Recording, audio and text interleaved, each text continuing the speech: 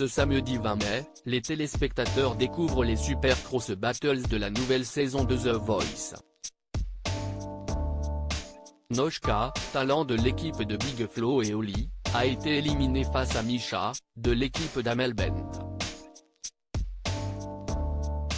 La jeune femme est revenue en exclusivité pour Télé Loisirs sur sa dernière émission et sur sa relation singulière avec Big Flo.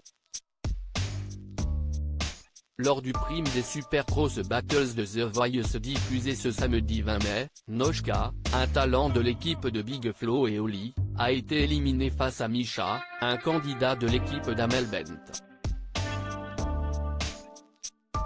Pendant toute l'aventure, la jeune femme a eu une relation singulière avec son coach Big Flo qui n'a jamais caché quel était son coup de cœur de la saison.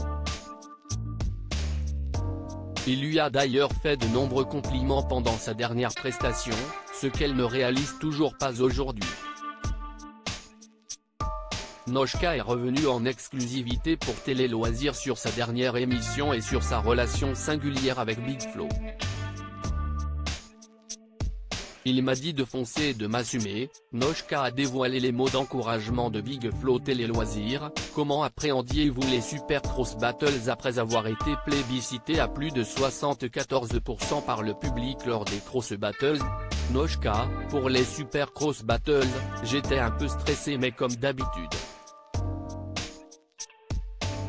J'avais surtout hâte, mais je n'avais pas du tout envie de passer contre quelqu'un avec qui j'avais un lien ou un ami. Vous êtes tombé face à quelqu'un que vous aimiez beaucoup pendant les Super Cross Battles? Oui. Je n'avais même plus envie de chanter du tout. C'est-à-dire que ça m'a brisé le cœur, je me suis dit mais je n'ai pas envie de faire la compétition avec lui. Du coup, je n'étais pas du tout dedans, je n'avais pas envie. Je voyais les gens passer au fur et à mesure et je savais que j'allais tomber face à Misha. On se regardait et je me disais je suis certaine que je vais passer face à lui. Je n'avais vraiment aucune envie d'y aller. Big Flo et Oli m'ont dit que ça allait le faire, mais je me suis pris un pourcentage qui fait mal. C'était assez difficile. Avant que vous ne montiez sur scène, Big Flo vous a conseillé d'accentuer votre différence et de ne pas en avoir peur. À quoi faisait-il référence? Je pense qu'il appuyait vraiment sur ma personnalité. Je n'ai pas une grosse voix, mais j'ai vraiment un univers. Il m'a dit de foncer et de m'assumer. Cela vous a aidé? Je pense que oui. Mais en même temps, je suis parti en me disant que ce serait la dernière fois, et je sais que je l'avais déjà dit pour les Cross Battles. Cette fois-ci, ce n'était pas parce que j'avais peur de la personne contre qui je passais, c'était simplement parce que je n'avais plus envie de jouer. Je me suis dit bon, là je sais que je ne vais pas être dans le jeu. Je partais un peu en me disant que j'allais chanter, puis voir ce qui allait se passer. C'est pour ça que Big Flo m'a dit de prendre tout ce que j'avais en moi. Mais je pense que ce n'était pas la bonne. Dans un sens, je savais aussi que je ne pouvais pas aller beaucoup plus loin parce que les talents qui restent ont des grandes voix. Je pense que j'ai fait le plus long chemin que je pouvais faire et c'est très bien comme ça. Vous êtes le coup de cœur de cette saison de Big Flo, comment vous a-t-il aidé à appréhender l'émission? Big Flo m'a aidé en faisant des blagues. Rire, puis, souvent, c'était un environnement zen, il essayait de me faire lâcher prise et il me disait je sais que tu sais ce que tu vaux, mais tu culpabilises par rapport aux autres. Je suis très empathique. Et il me disait de penser à moi et de foncer. Il me motivait en me disant je sais que tu peux le faire. Ce n'était pas dans le sens prends confiance en toi, mais plutôt dans le sens assume qui tu es et ce que tu fais. J'aimerais qu'il puisse connaître tous mes morceaux, a avoué Noshka à propos de Big Flo. Qu'avez-vous ressenti lors de la déclaration de Big Flo après votre passage? Je ne réalise pas.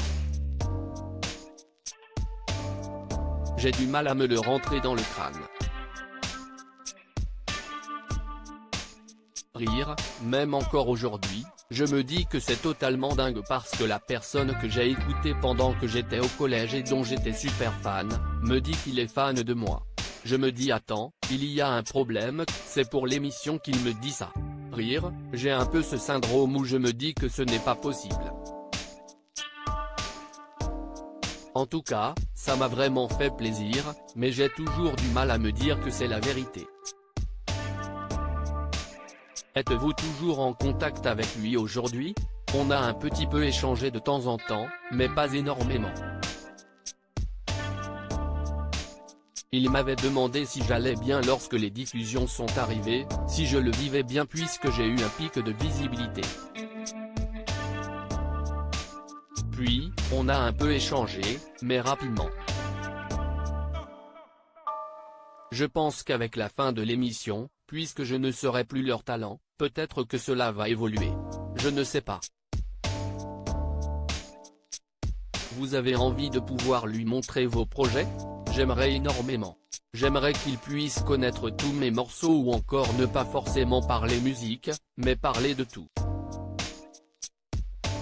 Mika a décidé d'attribuer ses 10% à Misha. Quelle a été votre réaction en découvrant son choix?